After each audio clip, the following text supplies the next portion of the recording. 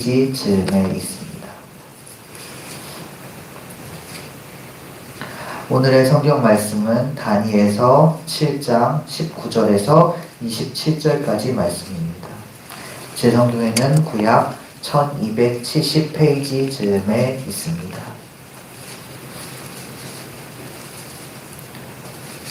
한 절씩 교독하시고 마지막 절은 함께 읽겠습니다. 그때 나는 넷째 짐승의 참 뜻을 더 알고 싶었다. 이 짐승은 다른 모든 짐승과 달랐으며 매우 사납고 새 이빨과 노스 발톱으로 먹이를 잡아먹고 으스러뜨리고 그 나머지 짐승들을 발로 짓밟아 버렸다.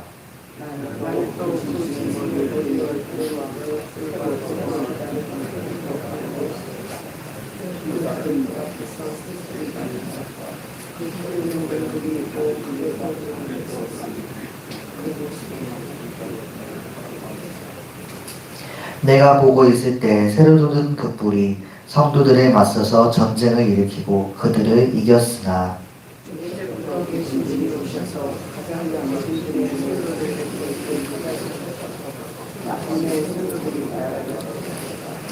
그 천사가 이렇게 말하였다. 넷째 짐승은 땅 위에 일어날 넷째 나라로서 다른 모든 나라와 다르고 온 땅을 삼키며 짓밟고 으스러뜨릴 것이다.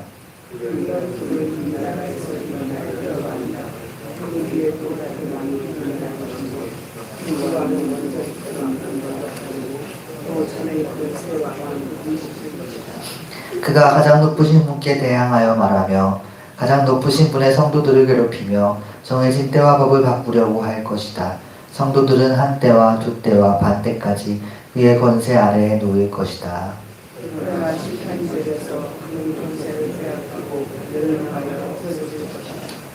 나라와 권세와 온 천하 열국의 위력이 가장 높으신 분의 거룩한 백성에게로 돌아갈 것이다. 그의 나라는 영원한 나라다. 권세를 가진 모든 통치자가 그를 섬기며 복종할 것이다. 아멘. 보통 사람들에게 다니엘서에 대해 이야기해보자 하면 대부분 다니엘서의 1장부터 6장까지를 이야기하려고 합니다. 왜냐하면 이 다니엘이란 이 성경 자체가 딱 6장까지만 내용이 좀 알기 쉽고 직접적으로 은혜로운 스토리가 진행이 되기 때문입니다. 여기서 말하는 다니엘서 6장까지 우리가 흔히 알고 있는 내용이란 건 다니엘이라는 사람이 하나님 도우심을 받아서 역경을 극복하는 그런 이야기를 말하는 것입니다. 그 말씀에서 풀무불에 던져지거나 사자굴에 던져졌는데 털끝 하나 상하지 않고 걸어 나오는 이 부분들이 아주 유명하고 교회 학교에서도 단골로 등장하는 그런 아주 익숙한 소재라 할 수 있겠습니다. 그러나 그 이후의 말씀, 즉 다니엘서 7장부터 12장까지의 내용에 관해 이야기해 볼 수 있겠냐 하면은 보통은 많은 얘기를 나누지 못합니다. 그 부분부터는 이 다니엘서를 읽기도 어렵고 이해하기도 어려운 내용이 가득하기 때문입니다. 재미있는 건 사실 다니엘서라는 성경의 정체성은 7장 이후부터의 내용으로 정해졌다는 것입니다. 구약 성경은 크게 율법서, 즉 모세오경과 역사서, 시가서, 예언서로 구분이 되는데 이 다니엘서는 이 중 장르가 예언서입니다. 다시 말해서 오늘 본문이 되는 7장부터 시작해 12장까지 계속되는 말씀들이 다니엘서라는 성경의 정체성을 담고 있다는 것입니다. 다만 다니엘서의 오늘 본문 예언서적인 부분이 참 중요하다라는 걸 만약 알았더라도 아무런 준비 없이 다니엘서를 7장부터 읽기 시작한다면 보통은 이 난관에 부딪힐 것입니다. 말씀이 이해하기 어려울 것입니다. 왜냐하면 다니엘서의 이 말씀들이 묵시록이라서 대부분이 그 상징과 쓰여진 뒷배경이 있습니다. 그래서 겉으로 보이는 이 말씀으로는 무슨 뜻인지 짐작을 하기가 쉽지 않습니다.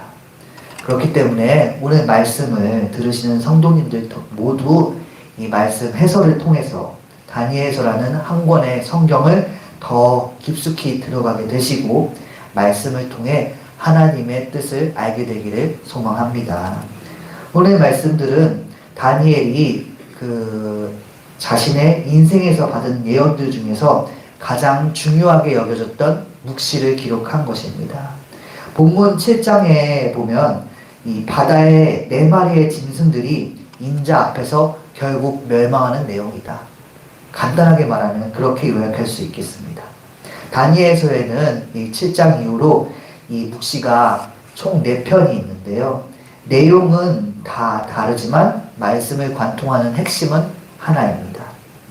바로 하나님의 백성들에게 계속해서 이 죄와 고통으로 가득 찬 일들이 있었는데 그것들이 다 결국 끝날 것이고 선택받은 백성들을 중심으로 세상 모두가 하나님 나라에서 영원한 구원과 복을 누릴 것이라는 그게 말씀의 핵심입니다. 종말에 이르기까지 하나님께서 절대적인 주권을 가지셨고 세상 모든 것을 주관하고 계십니다. 그게 바로 다니엘서의 핵심입니다.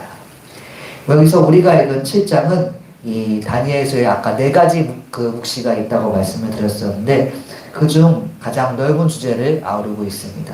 조금 더 이제 구체적으로 들어가서 7장의 상반절이 있는데요. 그 부분을 보면 다니엘이 밤에 환상으로 무언가를 봤는데 그 환상으로 본 걸 우리에게 알려주고 있습니다. 이 환상이 참으로 기묘하기 짝이 없는 환상입니다. 내용을 보면 먼저 7장 3절에서 바다에서 서로 다르게 생긴 짐승 4마리가 올라왔습니다. 이 짐승들은 전부 신화 속에 그 키메라를 연상케 하는 아주 기괴한 생김새들을 가지고 있습니다. 4절을 보니까 하나는 사자 몸에 독수리 날개를 가졌습니다. 5절에서 하나는 뒷발로 곰이 섰는데 갈빗대를 3개 물고 있다고 합니다. 6절에서 하나는 표범처럼 생겼는데 새 날개가 4개가 있고 머리도 4개가 있다고 합니다.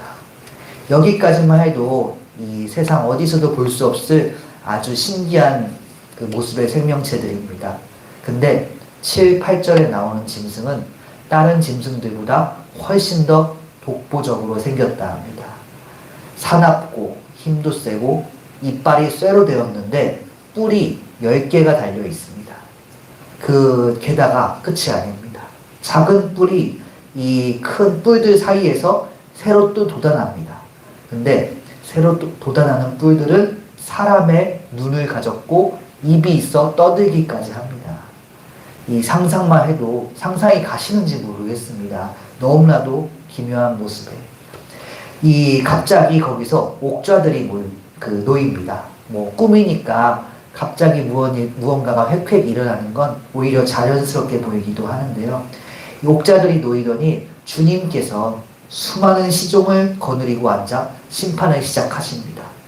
그러니까 제가 말씀드렸던 넷 중에 앞서 말한 짐승 셋은 권세를 뺏기게 되고 4번째 짐승, 이 가장 강하고 독보적으로 생겼던 짐승은 살해당해서 불태워지게 됩니다. 이것이 이 다니엘이 본 꿈 내용이었습니다. 이 환상 내용이었는데 이렇게 액면가만 듣고 보니 어떻게 생각되는지 모르겠습니다. 어떤 사람이든 세상에 이런 꿈을 꾼다면 굉장히 혼란스러울 것입니다. 내가 본 게 대체 무엇인가 싶을 거라 생각이 듭니다. 다니엘 역시 자신이 본 게 무엇인지 마음이 괴로워졌다고 합니다. 요즘 언어까지는 아니지만 그래도 인터넷 용어로 정신이 붕괴되었다라고 해서 멘탈 붕괴라는 말이 있는데 다니엘이 딱 그 상태가 된 것입니다. 근데 참 다니엘에게 다행히도 거기에는 주님의 천사들이 있었습니다. 그래서 다니엘은 천사들에게 자신이 대체 눈으로 본 게 뭘 본 건지 풀이를 들을 수가 있었습니다. 그래서 우리가 방금 같이 읽은 교독한 본문이 바로 그 꿈의 풀이입니다. 그래서 본문으로 더 들어가서 17절부터 풀이를 보면 짐승 넷은 왕 넷을 말한다 합니다. 짐승이 다 결국 망했던 것처럼 언제든지 주님께서 오시면 세상에서 아무리 강하다 하는 나라도 버틸 수 없이 망할 거란 뜻입니다. 다만 아까 말했듯이 네 번째 짐승이 좀 독보적으로 생겼다 했는데요. 이 다른 것보다 더 강하고 뿔도 특이했었는데 그건 무엇을 뜻하냐면 나라 중에 유독 다른 나라보다 강하고 지배적인 나라가 있을 거라는 뜻입니다. 많은 뿔처럼 그 나라의 왕들, 지도자들이 있어서 믿는 사람들을 괴롭히며 권세의 자리에 있겠지만 결국 심판으로 인해 멸망하고 다 사라질 것입니다. 본문 22절을 우리가 같이 읽어보겠습니다. 옛적부터 계신 분이 오셔서 가장 높으신 분의 성도들의 권리를 찾아주셔서 마침내 성도들이 나라를 되찾았다. 아멘. 예, 말씀대로 하나님께서 오셔서 이 당신을 섬기는 성도님들의 권리를 찾아주실 것입니다. 그것이 오늘 말씀의 결론입니다. 성도님들은 불합리한 고통의 상황이 있다면 결국 벗어나게 되실 겁니다. 하나님의 공의가 이루어질 것이고 주님께서 최후 승리를 우리에게 보여주실 것입니다. 이 결말은 이 다니엘서의 모든 묵시의 공통적인 결말이기도 합니다. 본문 27절에서 그 묵시가 이루어짐을 확실히 하고 있습니다. 27절도 같이 읽어보겠습니다. 나라와 권세와 온 천하 열국의 위력이 가장 높으신 분의 거룩한 백성에게로 돌아갈 것이다. 그의 나라는 영원한 나라다. 권세를 가진 모든 통치자가 그를 섬기며 복종할 것이다. 아멘. 이 말씀대로 결국 하나님 나라가 승리합니다. 물론 역사 안에서도 이 다니엘의 묵시가 어느 정도 성취가 되었습니다. 성경학자들은 앞서 말한 이 네 마리의 짐승을 각각 바벨론, 바사, 헬라, 로마로 보고 있습니다. 이 네 번째 짐승으로 보이는 로마는 처음에는 그리스도인들을 핍박하고 불법으로 규정하다가 결국 이제 역사 속에서 아시다시피 기독교를 국교로 공인하고 그 당시의 최고 권력 그리고 열방이 주님께 복종하게 되었었습니다. 그런 점에서 오늘 말씀은 이미 이루어진 예언이라고도 볼 수 있습니다. 여기서 주님의 뜻이 있다면 하나님의 나라는 결국 반드시 승리한다는 것입니다. 아까 제가 오늘 본문이 이미 이뤄진 예언이라고 하였는데요. 혹시 성도님들 중에 오늘 본문에 신비가 부족하다 여겨져 아쉽다고 생각하시는 분이 있으실지 모르겠습니다. 이 많은 사람들이 묵시는 이게 전부가 아니다. 더 신비한 무언가가 있을 것이다 라고 생각하곤 합니다. 물론 우리가 성경을 다 알 수 없으니까 묵시의 그런 우리가 다 모를 신비가 분명 존재하긴 하겠습니다. 대체로 그러나 성경의 묵시록을 이 현실의 현상에 적용하면 문제가 되거나 이단이 되는 경우가 되게 비일비재하였다는 걸 우리가 상기하였으면 좋겠습니다. 예를 들어서 미국의 신원 확인용 마이크로칩인 베리칩이라는 것이 있는데요. 그거를 이제 요한계시록의 짐승의 표다라고 해석하는 경우가 한 10년 전만 해도 20년 전만 해도 잠시 떠돌았었습니다. 예, 그래서 한국의 주류 개신교는 그런 주장을 하는 모든 사람은 다 이단이다 라고 좀 모여서 공표를 한 적이 있습니다. 어찌 보면 당연한 일입니다. 본문의 다니엘이 하나님의 영광으로 다니엘서를 우리에게 남겨주었는데요. 이 다니엘이란 사람 자체는 결국 시대의 한계를 벗어날 수 없는 한 사람에 불과합니다. 아무리 그래도 수없이 먼 미래의 일을 알 수 없습니다. 그렇기에 이 성경 말씀을 우리가 적용을 할 때 묵시록이 좀 통째로 내용이 비유라서 그런지 상징이라 그런지 말씀을 현실의 어떤 현상에 끼워 맞추려는 시도를 많이 합니다. 이게 상당히 위험한 행동임을 아시기 바랍니다. 묵시록을 통해 뭔가 안다는 그런 주장, 그런 사람이 혹여 주변에 있다면 좀 경계하시기 바랍니다.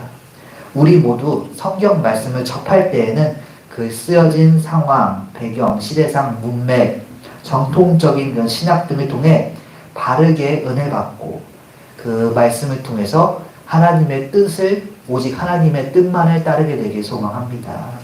오늘 말씀에서 나오는 대로 이 하나님의 공의가 결국 이루어지고 하나님의 나라가 결국 승리하여 우리에게 아주 공평한 은혜로 임함을 믿으며 기도하는 우리 되기를 간절히 소망합니다. 기도하시겠습니다. 아버지 하나님, 그 두려움이 변하여 내 기도 되었고 전날의 한숨 변하여 내 노래 되었습니다.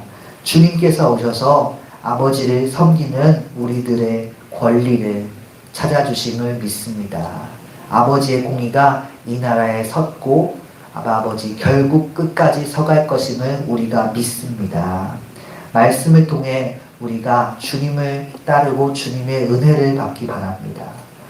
주님을 통해서 무언가를 아는 것이 아니라 잘못된 그 삶을 가지는 게 아니라 오직 주님을 따르는 우리가 되도록 도우시옵소서. 오직 바르게 알고 은혜 받고 하나님의 뜻을 따르며 주님과 최후 승리까지 함께하는 우리 정릉교회 성도님들이 될 수 있도록 주님께서 도우시고 이끄시옵소서.